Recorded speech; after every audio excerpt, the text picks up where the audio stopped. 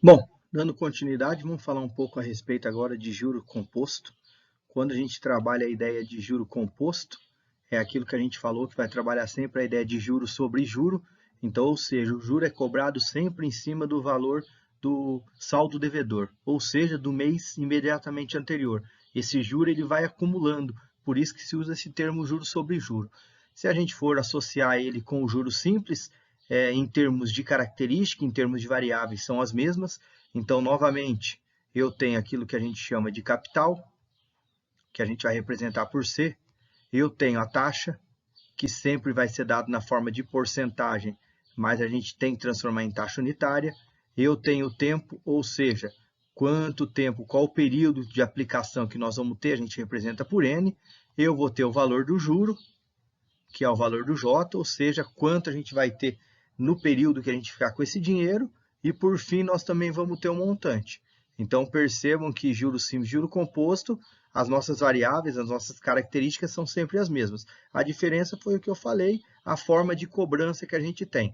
Lembrando, e vou fazer aqui uma observação, sempre que num eventual problema, num eventual exercício, não é dado o valor que ele quer, se é simples ou se é composto, a gente sempre vai calcular sobre juro composto, porque é o que o mercado financeiro opera.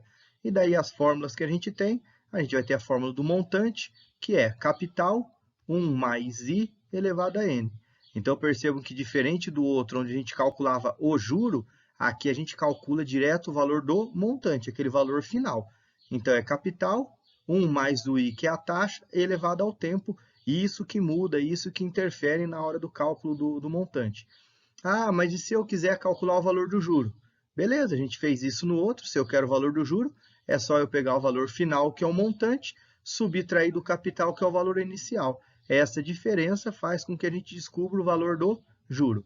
Então, essas são as fórmulas que a gente tem aí no cálculo de juros. É claro que você vai falar, ah, mas tem aquela questão do log, tem isso, eu vou mostrar em alguns exemplos. Lembrando que a fórmula é sempre a mesma, o que diferencia isso daí é a forma como a gente vai operar essa fórmula. Se a gente precisa isolar sempre aquela variável que a gente tem, porque, novamente, nós temos 4 variáveis, a atividade, o exercício vai passar 3 delas, nós temos que descobrir a quarta. Então, vamos lá para um exemplo. Primeiro, vamos iniciar um exemplo simples do cálculo do montante normal. Então, pensa que a gente tem um capital de 30 mil reais, então foi financiado aí um capital de 30 mil reais, a uma taxa de 3% ao mês, e isso foi feito durante um semestre, vamos pôr assim. Eu quero saber o valor do montante e quero saber o valor do juro que foi aplicado. Então, olha só, normalmente é isso que aparece, foram dados 3 variáveis. Se a gente for na ordem, primeiro passo, aquela regrinha, aquele algoritmo que eu passei para vocês, a primeira coisa é verificar se a taxa e o tempo estão na mesma unidade de medida. Aqui está em mês e aqui está o semestre, ou seja, não dá para trabalhar desse jeito, porque eu tenho que deixar as duas coisas iguais. Lembrando que no juro composto eu não posso mexer na taxa, porque se eu quiser mexer na taxa, eu tenho que trabalhar com a ideia da taxa equivalente, que não é o nosso caso. Então, eu vou mexer no tempo. A taxa está em mês, eu vou transformar isso aqui em mês. Se eu tenho um semestre é a mesma coisa que 6 meses. Então, na hora da aplicação da fórmula, eu vou trabalhar com 6 meses. Tenho 3%, vou transformar isso em taxa unitária, ou seja, vou dividir isso aqui por 100, então vou ter 0,03, esse é o valor aqui da nossa taxa, que nós vamos operar. Daí já tenho as informações, vamos ver lá na fórmula se está faltando alguma coisa. Então é a fórmula do montante, que é capital vezes 1 mais I elevado a N. Depois vou pôr aqui como a gente opera isso daqui na calculadora, porque tem que tomar cuidado. Eu quero descobrir o montante, o capital é 30 mil, vezes 1 mais 0,03, elevado ao tempo, ao prazo, que é 6. Se eu for pensar isso aqui na calculadora, como é que fica?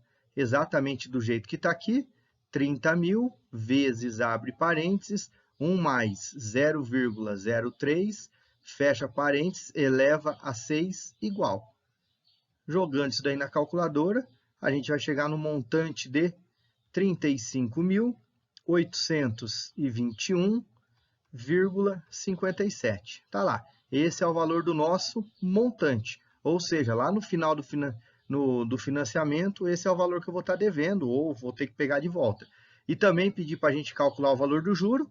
Lembrando que se eu quero calcular o juro, é só pegar o montante, que é o valor final, e tirar o capital, que é o valor inicial. Quanto vai ser o nosso juro aqui?